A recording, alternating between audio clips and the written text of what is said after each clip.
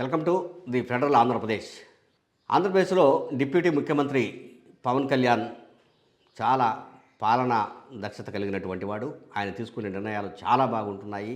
రాష్ట్రంలో అభివృద్ధి పరుగులు పెడుతోంది, ఉరకలు తీస్తోంది అని చెప్పేసి ఆ పార్టీ అంటే జనసేన పార్టీ వాళ్ళు చెప్పుకుంటున్నారు. ఆయన అభిమానులు కూడా చెప్పుకుంటున్నారు.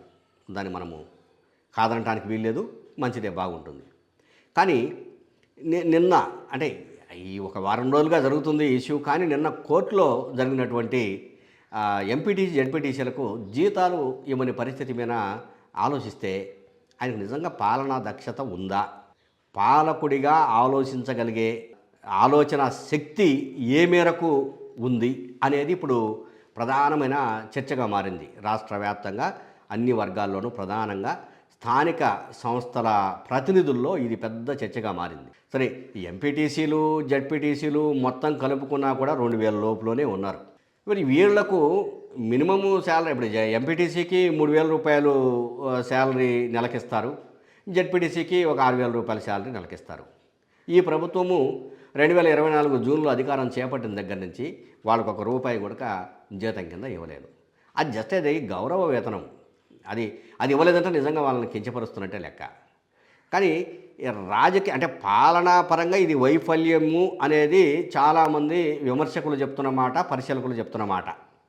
అదేదో ఫెడరల్ చెప్పడం లేదు. కానీ ఈ విధంగా మనము ఆలోచించి చూస్తే పాలనా పరంగానే కాకుండా రాజకీయ కోణంలోనూ దీని వెనుక ఏదో ఉంది, జీతాలు ఇవ్వకపోవడానికి కారణాలు ఉన్నాయి అనే ఒక చర్చ కూడా నడుస్తుంది. ఎందుకంటే గత ప్రభుత్వం వైఎస్ఆర్సీపీ ప్రభుత్వ హయాంలో 2021లో ఈ స్థానిక సంస్థలకు ఎన్నికలు జరిగినాయి.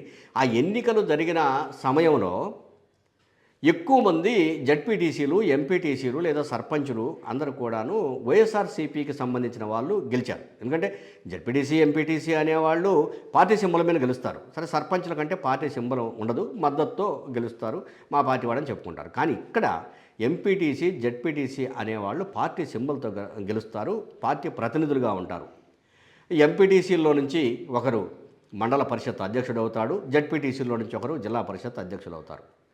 అంటే ఒక జిల్లాను పరిపాలించగలిగే స్థాయి ఉన్న వ్యక్తికి లేదా ఒక మండలాన్ని పరిపాలించగలిగే స్థాయి ఉన్న వ్యక్తికి ఇవ్వాల్సినటువంటి గౌరవ వేతనం 3000, 6000 ఇది నువ్వు 20 నెలలుగా ఇవ్వలేదు అని అంటే ఒక డిప్యూటీ ముఖ్యమంత్రిగా ఎందుకు ఇవ్వలేదు, లేదు డబ్బులు లేవు అని చెప్పేసేసి ఆ శాఖ నుంచి కోర్టుకు ఒక లేఖను, ఒక సమాచారాన్ని కూడా అందించారు. మా దగ్గర డబ్బులు లేవు ప్రస్తుతానికి, కాకపోతే కొంచెం సమయం ఇవ్వండి, చూసి బడ్జెట్ చూసుకొని ఇస్తామని చెప్పేసి. 20 నెలలుగా లేని డబ్బులు ఒక నెలలోనే యాడ్ నుంచి వస్తాయనేది ఆ ఎంపీటీసీ జడ్పీటీసీల ప్రశ్న. ఈ ఎంపీటీసీ జడ్పీటీసీలు కూడా కడప జిల్లాకు సంబంధించినటువంటి వాళ్ళే ఒక కూటమిగా, ఒక సంఘంగా, జిల్లా సంఘంగా ఏర్పడి వాళ్ళు హైకోర్టులో పిటిషను వేశారు. వాళ్ళు ప్రశ్నిస్తున్నది ఒక్కటే, ఇప్పుడు 1000 కోట్లు నువ్వు రోడ్లు వేయిస్తానని చెప్తున్నావు, లేదు 1000 కోట్లతో మంచినీళ్ళు ఇప్పిస్తానని చెప్తున్నావు, లేదు 1000 కోట్లతో గ్రామాల్లో రకరకాల అభివృద్ధి పనులు చేస్తానని చెప్తున్నావు, గ్రామాలను క్లస్టర్లు తీసేసేసి స్వేచ్ఛగా ఏ పనులను చేసుకోవడానికి అవకాశం కల్పిస్తున్నానని చెప్తున్నావు. సర్పంచులు ఇంతకు ముందులాగా కాదు, గత ప్రభుత్వంలో దారుణంగా వంచనకు గురైపోయారు, కనీసం వాళ్ళు ఒక రూపాయి కూడా చేతులు లేకుండా ఉన్నారు, ఇప్పుడు మొత్తం సర్పంచుల రాజ్యమే అని చెప్తున్నావు. మరి స్థానిక సంస్థలలో గౌరవ వేతనం 3000, 6000 ఇవ్వాల్సిన గౌరవ వేతనాన్ని మీ ప్రభుత్వం అధికారంలోకి వచ్చిన దగ్గర నుంచి ఈ రోజు వరకు ఎందుకు ఆపేశావు? నిజంగా దీంట్లో రాజకీయం ఉందా? రాజకీయం ఉంటే దుర్మార్గం కదా. లేదు, రాజకీయం లేదు, కేవలం డబ్బుల సమస్య ఉంది అనుకున్నాము. డబ్బుల సమస్య ఉంటే ఇతర అంశాలలో నువ్వు ఎందుకు విచ్చలవిడిగా ఖర్చు పెడుతున్నావు డబ్బులు? దీనికి ఇచ్చేది ఎంత నువ్వు అనేది ఇప్పుడు రాష్ట్ర వ్యాప్తంగా పవన్ కళ్యాణ్ మీద జరుగుతున్నటువంటి చర్చ. అయితే పవన్ కళ్యాణ్ నోరు మెదపలేదు, ఇంతవరకు ఏం చెప్తాడో దీనికి సమాధానం తెలియదు. వచ్చే వారము మళ్ళీ దీని మీద హైకోర్టులో ఆర్గ్యుమెంట్ ఉంది. ఆ రోజుకు మరి ఎప్పుడు జీతాలు ఇస్తారో ఏంటో అధికారులు, పంచాయతీరాజ్ అధికారులు చెప్పాల్సి ఉంటుంది. అయినా ఆ రోజు కూడా మా దగ్గర డబ్బులు లేవు, ఇంకా టైం కావాలంటే. దీంట్లో ఇంకో చిన్న విమర్శ కూడా ఉంది.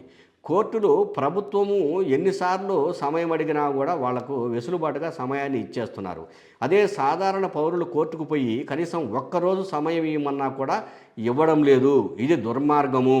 కోర్టుల్లో కూడా ఈ విధమైనటువంటి ఆలోచన విధానం ఉండడం మంచిది కాదు అని చెప్పేసి కొంతమంది హైకోర్టు లాయర్లు స్వయంగా చెప్తున్నారు. దీనిని కూడా పరిగణలోకి తీసుకోవాల్సిన అవసరం ఉంటుంది. అయితే ఇందులో ప్రజాప్రతినిధులే కాబట్టి వాళ్ళ కోసం ప్రభుత్వానికి ఇంకా టైం ఇచ్చేసేసి ఎప్పుడో మీ బుద్ధి పుట్టినప్పుడు వాళ్ళ జీతాలు ఇవ్వండి లేకపోతే మీ ఇష్టం అనే స్థితికి కోర్టు పోకూడదు. కోర్టులు ఆలోచించాలి. నిబంధనల ప్రకారం వాళ్ళకి చెల్లించాల్సిన జీతం ప్రతి నెల చెల్లించాల్సిందే అని తీర్పు మాకు అనుకూలంగా రావాలని చెప్పేసి జడ్పీటీసీలు ఎంపీటీసీలు కోరుకుంటున్నారు. నిజంగా మరి వాళ్ళకు కోర్టు జీతాలు ఎప్పుడు ఇప్పిస్తుందో తెలియదు. పవన్ కళ్యాణ్ గారు ఇది రాజకీయం కాదు, కేవలం పాలనాపరమైన అంశమని చెప్తాడో లేదో తెలియదు. లేదు పాలనాపరంగా ఈ శాఖలో స్థానిక సంస్థల ప్రజాప్రతినిధుల గౌరవ వేతనం ఇవ్వడంలో మేము ఫెయిల్ అయ్యాలని అంగీకరిస్తారో లేదో తెలియదు. కానీ మొత్తం మీద పంచాయతీరాజ్ శాఖలో ఇవ్వాల్సినటువంటి గౌరవ వేతనము ఎంపీటీసీ జడ్పీటీసీలకు ఇవ్వలేకపోవడము దారుణమనే విమర్శలు మాత్రం వెల్లువెత్తున్నాయి.